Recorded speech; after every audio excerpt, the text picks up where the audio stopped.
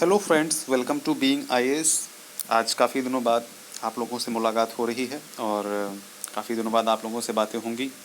और आज हम लोग कुछ ऐसे प्रश्नों के बारे में बात करेंगे, कुछ ऐसी चीज़ों के बारे में बात करेंगे जो कि अधिकतर विद्यार्थी मैसेज करके, टेक्स्ट करके, व्हाट्सएप पे और इंस्टाग्राम पे या फिर टेलीग्राम पे या फिर आप कह सकते हो बाई कॉल इतनी क्वेरीज आती हैं कि सर मैंने ट्वेल्थ पास कर लिया है और मैं आगे आईएएस की तैयारी करना चाहता हूँ या चाहती हूँ।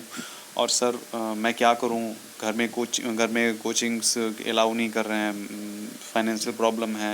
मैंने बहुत बहुत बातें ऐसी समथिंग कि सर मैं ट्वेल्थ फेल हो चुका हूँ और मैं क्या तैयारी कर सकता हूँ, क्या ग्रेजुएशन के मार्क्स उसमें आते हैं। इस टाइप के बहुत सारे क्वेश्चंस जो मुझसे पूछे जाते थे, तो मैं भी आखिर कब तक जवाब दूँ उन चीज़ों को। तो मैंने अधिकतर सारी चीज़ों को इस इस पीपीटी के माध्यम से, इस वीडियो के माध्यम से आप सभी को आज बताना चाहूँगा कि आईएएस क्या है, कैसे शुरू करना है। जो सामान्य क्वेश्चन होते हैं जिनकी जानकारी अधिकतर आप लोगों को एक ट्वेल्थ के बाद में या कह सकते हो कि ग्रेजुएशन तक जब आप करते हो तब तक जानकारी नहीं रहती है। तो इस वीडियो के माध्यम से आपकी जितने भी कन्फ्यूजन हैं, वो सारे के सारे जितने भी डाउट्स हैं, वो सारे के सारे डाउट्स हम आज क्लियर करेंगे।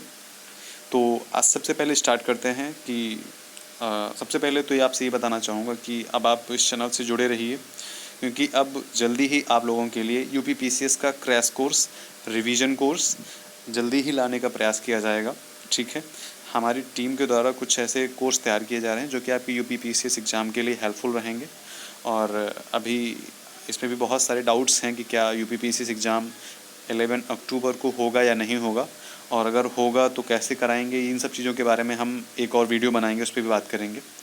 तो आज हम स्टार्ट करते हैं कि आईएएस पीसीएस की तैयारी से संबंधित कुछ ऐसे प्रश्न जो अधिकतर लोगों के दिमाग में बने रहते हैं, जो है तो वो पढ़ाई कर रहे हैं आईएएस की, या फिर वो आईएएस की पढ़ाई कर चुके हैं, सॉरी ट्वेल्थ की पढ़ाई कर चुके हैं और ग्रेजुएशन की पढ़ाई कर चुके हैं, तब भी उनके दिमाग में ऐसे प्रश्न बने रहते हैं कि आखिर क्या करें, कैसे करें। तो उन्हीं के बारे में आज हम डिस्कस करेंगे। तो पहला प्रश्न जो है हमारा, वो पहला प्रश्न है कि आईएएस कब शुरू करें। ठीक है, मतलब आईएएस की प्रिपरेशन कब शुरू करें, बिफोर ट्वेल्थ क्लास या आफ्टर ट्वेल्थ क्लास या आफ्टर ग्रेजुएशन। तो सबसे पहली बात तो ये कि अगर आप बिफोर ट्वेल्थ क्लास की बात अगर करें, तो बिफोर ट्वेल्थ क्लास में अगर आपने अच्छे नंबर गेन किए हैं, अगर आपका 10th अच्छे नंबर से आया हुआ है और आप ट्वेल्थ की भी तैयारी अच्छे नंबर से कर रहे हैं और आपको लग रहा है कि आप बहुत अच्छा गेन करेंगे, ठीक है, तो आपका एनवायरनमेंट कैसा है आस पड़ोस का, मतलब आप क्या चाहते हैं, आप सच में आईएएस के लिए डेडिकेशन है आपका, नहीं है, इस तरीके की चीज़ें अगर आप अपने अंदर देखते हैं कि हाँ मुझे अब आईएएस ही करना है, ठीक है, तो सबसे सही टाइम जो आईएएस की प्रिपरेशन का होता है वो होता है जब आप 11th या 12th में इंटर करते हैं। ठीक है, आप 11th 12th को इतना अच्छे से कर लें कि उसमें से कुछ चीज़ें जो सोशल साइंस को लेकर के हैं उनको बहुत ही अच्छा करने की कोशिश करें। जो सोशल साइंस का पार्ट है उसको और अच्छे से, जितना अच्छे से हो सके उतना अच्छे से पढ़ें। ठीक है, और उसके बाद फिर आता है आपका ग्रेजुएशन। तो ग्रेजुएशन में अधिकतर लोग ये करते हैं कि ट्वेल्थ तक आराम से पढ़ाई पढ़ते हैं और ग्रेजुएशन के बाद में फिर वो सेकेंड ईयर में कोचिंग लेते हैं, और सेकेंड ईयर और थर्ड ईयर दोनों टाइम कोचिंग करते हैं, दो साल। और उसके बाद में फिर अब उसका 2 साल कोचिंग करने के बाद में थर्ड ईयर जब आप उनका ग्रेजुएशन हो जाता है और उनकी एज 21+ हो जाती है, क्योंकि 21 से पहले आप फॉर्म नहीं भर सकते हैं। 21 आपकी एज होनी ही चाहिए, जो रिक्वायरमेंट एज है यूपीएससी की, आईएएस की या फिर स्टेट पीसीएस की। तो आपकी एज उतनी होनी चाहिए। स्टेट पीसीएस में कुछ ऐसी वैकेंसी जिसमें आप 18 एज में फॉर्म फिलअप कर सकते हैं, अदरवाइज़ एज जो है 21 ही रहती है सभी एग्ज़ाम्स की, जो स्टेट पीसीएस हो या फिर आईएएस के। तो सबसे सही टाइम क्या है कि आप या तो ट्वेल्थ से करना स्टार्ट कर दें, ठीक है, या फिर ग्रेजुएशन के सेकेंड ईयर से, ठीक है, ग्रेजुएशन के सेकेंड ईयर से स्टार्ट कर दें, क्योंकि ये बहुत ही एकदम गोल्डन टाइम होता है आईएएस की प्रिपरेशन करने का। मैं ट्वेल्थ की सजेशन मैं इसलिए दूंगा कि ट्वेल्थ जो होता है बोर्ड होता है, ठीक है, ट्वेल्थ के मार्क्स ही आपकी यूनिवर्सिटी डिसाइड करते हैं। तो इसीलिए ट्वेल्थ में अभी आप मेहनत मत करें, और ट्वेल्थ के बाद जब आप सेकेंड ईयर ग्रेजुएशन में आएँ, सेकेंड ईयर फर्स्ट ईयर भी आप आराम से ईजी वे से मस्ती के साथ में पढ़ें, जब सेकेंड ईयर में आए ग्रेजुएशन के तब आप स्टार्ट करें। ठीक है, सेकेंड क्वेश्चन है कि कैसे शुरू करें। मान लीजिए आप घर पे हैं और आप कोचिंग नहीं ले रहे हैं, और कोचिंग आप सोच एक कहीं कोचिंग ना लेने के बहुत सारे कारण हो सकते हैं, जैसे कि फाइनेंशियल प्रॉब्लम, या फिर घर में आप अकेले हैं, अकेले बेटे हैं और घर वाले हो सकता है जाने ना दें बाहर, या फिर आप कह सकते हैं कि पढ़ाई चल रही है ग्रेजुएशन की, आप किसी यूनिवर्सिटी में फंस गए हैं वहीं, तो आप वहाँ से बाहर यहाँ नहीं आ सकते हैं। तो इस तरीके की प्रॉब्लम्स आती हैं स्टूडेंट्स के सामने कि वो तैयारी कैसे करें। तो सबसे पहली बात है स्टार्ट विद एनसीईआरटी। का एनसीईआरटी से स्टार्ट कर सकते हैं, बिल्कुल आप एनसीईआरटी के साथ में स्टार्ट कर सकते हैं। ठीक, एनसीईआरटी आप स्टार्ट कीजिए 6 to 12। ये बेसिक जो कॉन्सेप्ट है 6 to 12 का, इसके बारे में हम बात करेंगे कि क्या 6 to 12 जो पढ़ाई है, जो बुक्स हैं, जो एनसीईआरटीज़ की बुक्स हैं, क्या उनको पढ़ना ज़रूरी है कि एनसीईआरटी 6 to 12 पढ़ूँ ही तभी आईएएस निकलेगा। तो इस बारे में भी हम आज बात करेंगे। फिर है start with professional books like Laxmikanth और या फिर खुल्लर, इस टाइप की जो भी आती हैं, माजिद हुसैन और ज्योग्राफी की, और क्या बोलते हैं उसकी, जो अभी हिस्ट्री की वो बुक आती है एस के पांडे, जो पीसीएस के लिए बेस्ट रहती है, और जो स्पेक्ट्रम, इस टाइप की जो बुक्स होती हैं प्रोफेशनल बुक्स होती हैं, ठीक है, नितिन सिंघानिया वगैरह आर्ट एंड कल्चर की, और इन सब की बुक्स को स्टार्ट कर सकते हैं। तो मैं सजेशन दूंगा कि अभी आप इनको नो करें, अभी स्टार्ट इनसे मत करें, क्योंकि आप अगर बेसिक से स्टार्ट कर रहे हैं तो आप स्टार्ट कीजिए 6 to 12 की बुक्स से। ठीक है, इसमें भी कुछ चीज़ें चूज करने वाली होंगी, वो मैं आपको आगे बताऊंगा। स्टार्ट विद ऑप्शनल, क्या मैं ऑप्शनल से स्टार्ट कर सकती हूँ या कर सकता हूँ? ठीक है, तो ऑप्शनल के साथ में आप स्टार्ट मत कीजिए। हाँ, अगर आप ग्रेजुएशन में हैं, ठीक है, तो इसमें आप अगर जियोग्राफी या पॉलिटी या आईआर, पॉलिटी एंड आईआर जो भी होता है, पीएसआईआर इसको बोलते हैं, और या फिर आप हिस्ट्री या फिर सोशियोलॉजी या फिर हिंदी लिटरेचर, इस टाइप से अगर आपके सब्जेक्ट हैं और आपका मूड है आईएएस बनने का, तो ये समझ लीजिए कि आप बीए के जो आप ये जब करते हैं, जब जिस सब्जेक्ट से आप बीए कर रहे हैं, बैचलर ऑफ आर्ट कर रहे हैं, उस सब्जेक्ट में कोई भी एक ऐसा सब्जेक्ट चूज कर लीजिए जो कि ऑप्शनल के लिए आपको बाद में मेहनत ना करनी पड़े। ठीक है, आप जो कर रहे हैं वो आपके ग्रेजुएशन के टाइम ही आपकी जो ऑप्शनल है उसी टाइम स्ट्रॉन्ग होना स्टार्ट हो जाए, तो आपको बाद में जब आप 21 ईयर के हो जाएंगे और आप कहीं बाहर से कोचिंग ले रहे हैं, मैं आपको तरीका भी बताऊंगा कि आप किस तरीके से आप सबसे अच्छी तैयारी कर सकते हैं। मैं आपको आज ये भी बताऊंगा कि आप कैसे तैयारी स्टार्ट कर सकते हैं और कैसे कम से कम समय में आप सफलता हासिल कर लें। ठीक है, तो ऑप्शनल के साथ में स्टार्ट करना है तो मैं सजेशन करूंगा, हाँ, अगर आप ग्रेजुएशन में हैं तो ग्रेजुएशन में कोई एक ऐसा ऑप्शनल चूज कर लीजिए, कोई एक ऐसा सब्जेक्ट चूज कर लीजिए जो कि आपको आईएएस बनाने में आगे हेल्प करे। ठीक है, फिर आता है क्या 12th फेल जो स्टूडेंट है तैयारी कर सकते हैं? बिल्कुल, सबसे पहले से 2 टाइम फेल है, 3rd टाइम फेल, मतलब अगर कोई स्टूडेंट 2 टाइम फेल है, मुझे भी कुछ दिन पहले एक स्टूडेंट ने पूछा कि सर मैं 12th फेल हूँ, कुछ रीजन्स ऐसे हो गए थे कि मैं फ़ेल हो गया 2 बार, तो सर क्या मैं तैयारी कर सकता हूँ, क्या वो कुछ इशू करेंगे मेरे इंटरव्यू वगैरह में या मेंस मेरे?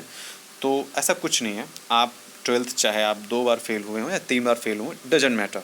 ठीक है, मैटर ये करता है कि आपने ग्रेजुएशन अच्छा किया हो थोड़ा बहुत, इसमें भी मैटर नहीं कर रहा है, आप 33% नंबर ले आइए ग्रेजुएशन में, डजेंट मैटर। ठीक है, कोई आपसे नहीं पूछेगा कि आपने क्या किया, क्यों किया, कैसे नंबर है, डजेंट मैटर। आपको कुछ नहीं करना है, आपको सिर्फ आईएएस के मेंस में जितने अच्छे आप मार्क्स लेके आएंगे, आपका सिलेक्शन उसी पे डिपेंड होगा। इंटरव्यू भी उसमें पार्टिसिपेट करता है, इंटरव्यू बिना आप इंटरव्यू के नहीं आ सकते हैं, बिना इंटरव्यू के आप अगर आपके अच्छे मार्क्स नहीं आ रहे हैं तो आप इंटरव्यू ये भी तक डिसाइड कर देता है कि आप आईएएस बनेंगे या पीसीएस बनेंगे, सॉरी आईपीएस बनेंगे, आईआरएस बनेंगे, आईएफएस बनेंगे। ठीक है, तो इंटरव्यू ये डिसाइड कर देता है, तो इंटरव्यू का आपको हल्के में नहीं लेना है कि जो कुछ है मेंस है, लेकिन हाँ 70 to 80% जो कुछ है वो मेंस ही है। मेंस अगर आप अच्छा कर ले जा रहे हैं तो आपको आईएएस में सिलेक्शन लेने से कोई नहीं रोक सकता है, यूपीएससी की लिस्ट में आपका नाम होगा। ठीक है, फिर नेक्स्ट जो क्वेरीज है, क्या सभी लोग तैयारी कर सकते हैं, क्या एज रहेगी, क्या टाइम रहेगा, कितना टाइम लगता है तैयारी करने में, और साइंस, आर्ट या कॉमर्स, इस तरीके से। तो बिल्कुल आप सभी लोग तैयारी कर सकते हैं। जनरल की जो एज रहती है वो 32 अभी है, ओबीसी की इसमें आप कह सकते हो कि 3 अटैम्प्ट और ऐड कर दो तो 35 एज रहती है, और इसमें 6 अटैम्प्ट रहते हैं जनरल में, और इसमें आप क्या रहते हैं 9। ठीक है, ओबीसी एससी और एसटी के जो अटैम्प्ट रहते हैं वो आप उसमें आई थिंक उसमें अटैम्प्ट की कोई लिमिटेशंस नहीं है, आप रिटायर्ड होने से पहले तक आप एग्ज़ाम दे सकते हैं, आई थिंक ऐसा ही जितनी कि मेरी जानकारी है। और उसके बाद में क्या है सेकंड की क्या एज होनी चाहिए, तो 32 एज होनी चाहिए। कितने अटैम्प्ट है, तो 6 अटैम्प्ट आपको जनरल मिलेंगे, ओबीसी में 9 अटैम्प्ट मिलेंगे और 35 एज होगी। पीसीएस में 40 एज रहती है। ठीक है, जनरल की 45, ओबीसी की 45 एज रहती है, इसमें अटैम्प्ट की कोई वो नहीं रहती कि आप कितना अटैम्प्ट कर रहे हैं। ठीक, हाउ मच टाइम, कितना टाइम लगेगा तैयारी करने में, तो वैसे तो अगर आप कोचिंग कर रहे हैं कोचिंग के साथ में, तो कोचिंग के साथ में आपको मान लीजिए कि 2 साल की कोचिंग आपकी होगी, उसी में आपको तैयारी करनी होगी। अगर आप अच्छे से तैयारी कर रहे हैं तो आप थर्ड ईयर एग्ज़ाम अपना कुछ टाइम लेकर के जो तीसरे साल है आप एग्ज़ाम दे सकते हैं। ठीक। साइंस आर्ट के लिए कोई प्रॉब्लम है कि साइंस के हैं तो दे सकते हैं, साइंस आर्ट हैं या कॉमर्स हैं दे सकते हैं, इस तरीके से। तो आपका ग्रेजुएशन होना चाहिए किसी भी भारत की किसी भी यूनिवर्सिटी से, ठीक है, किसी भी यूनिवर्सिटी से 33% मिनिमम मार्क्स से आप पास किए हों। डजंट मैटर आपने कैसे पास किया, कोई भी किसी भी तरीके से आपका ग्रेजुएशन होना चाहिए, ठीक है, रेगुलर प्राइवेट डजंट मैटर, आपका पास होना चाहिए और आप आईएएस एग्ज़ाम दे सकते हो। ठीक। नेक्स्ट क्वेरी है कब तक तैयारी कर सकते हैं। तो वही है, अभी हम लोगों ने लास्ट टाइम स्पेशली हमने स्पेशली इसलिए था क्योंकि बहुत लोगों को क्वेरीज रहती हैं कि सर मेरी एज निकल रही, कि सर कि कब तक तैयारी करूं कि मेरी एज ना निकले और कब तक सिलेक्शन ले लूं, शादी के प्रेशर है, इस तरीके की बहुत सारी चीज़ें आती हैं। तो एज 32 होगी आपकी, तो आप ऐसा प्लान कीजिए कि आपके 32 से पहले ही, ये मान लीजिए कि 25, 26 बहुत है, 27 तक आप सिलेक्शन ले लीजिए, क्योंकि उसके बाद फिर ना तैयारी प्रॉब्लम आने लगती है तैयारी करने में, क्योंकि फिर घर से प्रेशर आने लगता है, और या कह सकते हो जिसमें जो सबसे बड़े होते हैं उनकी बात करूँ, घर में जो छोटे होते हैं उन पर भी एक प्रेशर आने लगता है, क्योंकि जब आप किसी भी तैयारी को 4 से 5 साल देते हो तो उसके बाद में फिर एक घर से एक प्रेशर क्रिएट होने लगता है ऑटोमेटिक। और अगर घर से प्रेशर क्रिएट नहीं भी हो रहा है तो खुद पे भी हम लोग प्रेशर लेने लगते हैं कि यार हम लोग 4 साल से तैयारी कर रहे हैं, सिलेक्शन नहीं हो रहा है। ठीक है। तो अटैम्प्ट आपको मैं बता ही चुका हूँ, जनरल के लिए 6 अटैम्प्ट होंगे और 9 अटैम्प्ट होंगे इसके लिए, ओबीसी के लिए। ठीक है। फिर नेक्स्ट है आईएएस में स्नातक के नंबरों का महत्व रहता है। जो आईएएस है, क्या उसमें स्नातक के जो मार्क्स मिलते हैं हमको, कि हम अगर फर्स्ट डिवीज़न पास हुए हैं तो क्या फॉर्म भर सकते हैं, third division, first division, second division, इस तरीके से। तो फॉर्म उसमें मेरा कोई ये रहेगा कि मेरे आईएएस में जो नंबर अच्छे हैं तो मेरा इंटर मुझे नंबर अच्छे मिल जाएँ, या आईएएस में मेरे नंबर ग्रेजुएशन में मेरे नंबर अच्छे हैं तो क्या मुझे उसमें मेंस में नंबर अच्छे मिल जाएँ, ऐसा कुछ नहीं है। ठीक है। आप जितना, जो लोग first division, second division, third division का मतलब 33% से लेकर के 50% तक होता है, 40%, 45% तक। ठीक है। और उसके बाद में ये रहता है कि आप थर्ड डिवीज़न पास हैं। पता है आपको, सबसे अच्छी बात बताता हूँ, हालांकि काफ़ी लोगों के साथ पता हो, कि आप जितना ये थर्ड डिवीज़न को जो मार्क्स और सेकेंड डिवीज़न के जो मार्क्स आप ये सोच रहे हैं ना कि third division, second division, IAS में जो पास होता है ना, जो आईएएस बनता है उसके मार्क्स का परसेंटेज भी इतना ही होता है कि या तो 55%, 52%, 50%, 51%, ऐसे उसके मार्क्स होते हैं जो आईएएस बनते हैं। ठीक है। तो ये बिल्कुल मत सोचिए कि आपके जो मार्क्स हैं, जो ग्रेजुएशन के मार्क्स हैं, वो आपके आईएएस पे इफ़ेक्ट डालेंगे, बिल्कुल नहीं डालेंगे, कोई मैटर नहीं है, आप बस पास होने चाहिए 33% के साथ में। ठीक है। फिर नेक्स्ट जो है वो है एनसीईआरटी पढ़ना ज़रूरी है। मतलब अभी आप पीछे हम लोग बात की थी कि क्या एनसीईआरटी पढ़ना ज़रूरी है और किस क्लास से किस क्लास तक की एनसीईआरटी सबसे ज़्यादा इंपॉर्टेंट है। तो सबसे पहली बात ये है, अगर आपका 12th कैसा रहा है, 11th और 10th कैसा रहा है, ये भी डिपेंड करता है। अगर आपने 10th और 12th बहुत अच्छे नंबर से किया है, और जो सोशोलॉजी, सोशल वर्क टाइप की जो बुक्स हैं आपने बहुत अच्छे से पढ़ी हैं, 6 to 12 तक की बहुत अच्छे से पढ़ाई की है, तो आपको मैं सजेस्ट करूँगा कि आप 6 to 8 कट कर दीजिए, 6 to 8 मत पढ़िए, 9th to 12th स्टडी कीजिए। ठीक है। 6 to 8 की जो पढ़ाई है, जो 6 to 8 की जो एनसीईआरटीज़ है, आप उनको स्किप कर सकते हो। ठीक है। 10th 12th के मार्क्स, मतलब क्लास के मार्क्स आपको डिसाइड करेंगे कि आप कितना अच्छा वो कर रहे हो। अगर आपने मार्क्स, अगर आपके 90+ आ रहे हैं, 95 एबव आ रहे हैं, तो आपने अच्छी पढ़ाई की होगी। ठीक है। अगर आपने के इस तरीके से मार्क्स आ रहे हैं तो आपने एकेडमिक पढ़ाई आपकी अच्छी है। इस चीज़ों को देख करके आप 9 to 12 तक की बुक्स को रीड कर सकते हैं, और आपको 6 to 8 की एनसीईआरटी पढ़ने की ज़रूरत नहीं है। आप अपनी जो प्रोफेशनल बुक्स हैं उनसे आप जो थोड़ा बहुत नॉलेज रह जाएगा आप उनसे गेन कर सकते हो। ठीक है।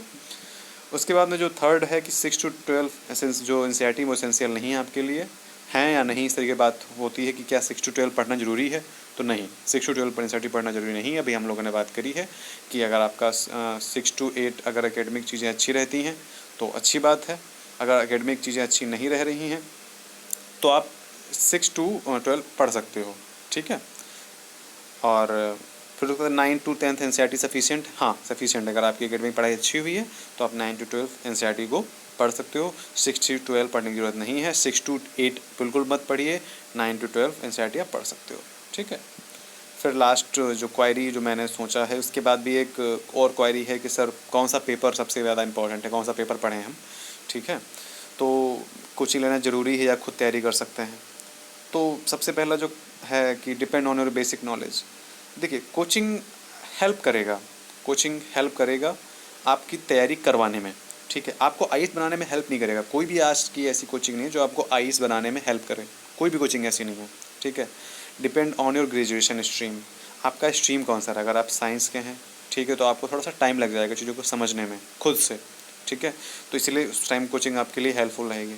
अगर आप ग्रेजुएशन आपने कॉमर्स से की है तो भी आपके लिए कोचिंग हेल्पफुल रहेगी। लेकिन अगर आपने कोचिंग करी है आर्ट्स से, ठीक है, आपने कोचिंग आर्ट्स से करी है, आर्ट्स से अगर आपकी कोचिंग हुई है तो आपको एक हेल्प मिलेगी, ठीक है। आर्ट से कोचिंग करने के बाद इसमें मान लो कि आर्ट में ये रहता है कि आपके पास है तो हिस्ट्री रहा, ठीक है, तो पॉलिटी रहा, या तो ज्योग्राफी रहा, या तो हिंदी रहा, ठीक है। तो ये सब्जेक्ट आपके पास रहते हैं। तो इनसे आपको ना एक पढ़ने का जो फ्लुएंटली है ना, जो फ्लुएंट आप रहते हैं उसको पढ़ने की जो जो एक धारा प्रवाह जो आप पढ़ते हैं वो आपका बना रहेगा। आपको कोई ब्रेक नहीं होगा कि यार मैं पहले मैथ्स पढ़ रहा था या मैं पहले इस तरीके को पढ़ रहा था और मुझे अब अचानक से पढ़ना पड़ गया। तो ऐसा नहीं है। Depend on your basic knowledge, आपका बेसिक नॉलेज कैसा है, ठीक है। और उसके बाद में डिपेंड ऑन ग्रेजुएशन स्ट्रीम, आपका स्ट्रीम कौन सा है, ठीक है। डिपेंड ऑन योर इंटरेस्ट, आपका इंटरेस्ट कितना है। आईएएस में किसी को मान लीजिए बहुत इंटरेस्ट है कि वो दिन रात आईएएस चिल्ला रहा है कि हाँ भैया मुझे आईएएस बनना है, मुझे कैसे ही बनना है, वो यूट्यूब की हेल्प ले रहा है, वो अपने सीनियर से पूछ रहा है, इस तरीके से कर रहा है। तो हाँ, उसके लिए कोचिंग लेना ज़रूरी नहीं है। अगर उसके लिए उसके सीनियर्स उसकी हेल्प कर दे रहे हैं और अगर वो सीनियर से अपने हेल्प ले रहा है तो आई थिंक कोचिंग लेना कोई ज़रूरी काम नहीं है, ठीक है।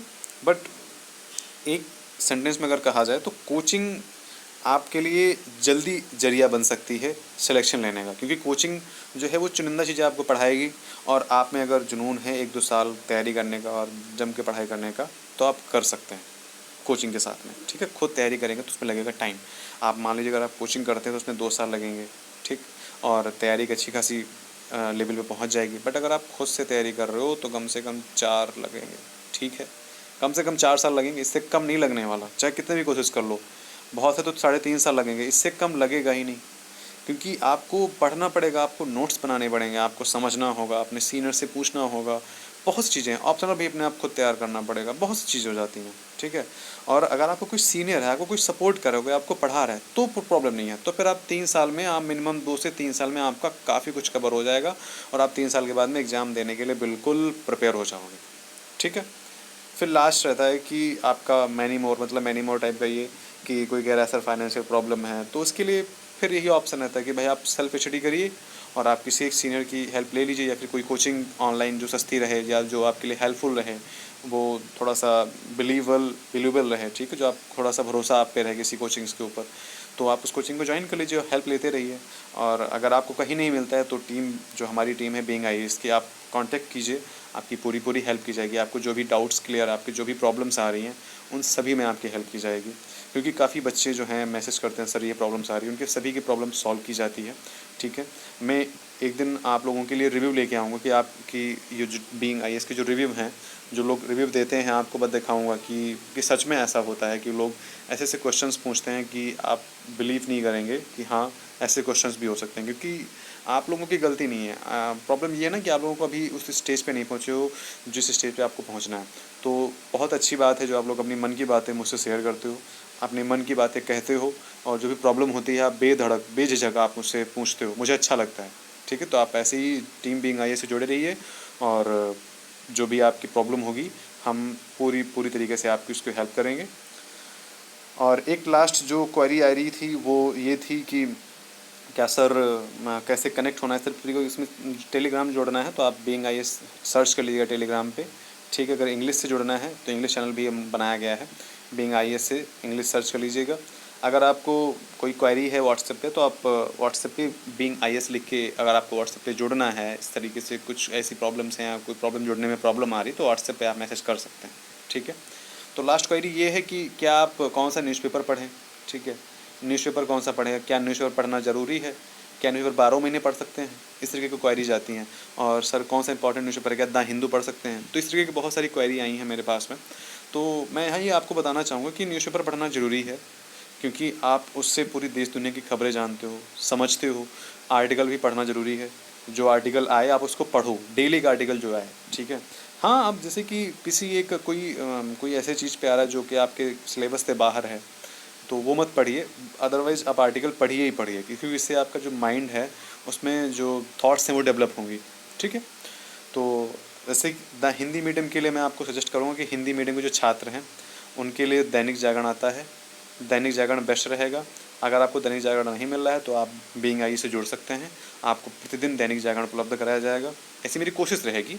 मैं क्योंकि अभी कुछ ऐसी मेरी जानकारी में कुछ ऐसी चीज़ें मिली हैं कि दैनिक जागरण जो है कुछ ऐसे प्रतिलिपि भेजने के लेकर के प्रॉब्लम आ रही है, तो आप लोग ऐसा कर सकते हैं कि दैनिक जागरण की वेबसाइट पे जाएं, वहाँ पे आप विजिट करें, वहाँ पे कैसे क्या करना है इसके बारे में हम लोग बात करेंगे एक दिन, कि कैसे आप दैनिक जागरण की वेबसाइट पे जा करके आप वहाँ पढ़ाई कर सकते हैं। ठीक है, आप बीइंग आई से जुड़िए, मैसेज कीजिए, बीइंग आई लिख के सेंड कीजिए, आपको जोड़ा जाएगा। कोई भी प्रॉब्लम हो आप वहाँ पे पूछ सकते हैं, हमारी टीम आपकी हेल्प करेगी और डेफिनेटली हेल्प करेगी।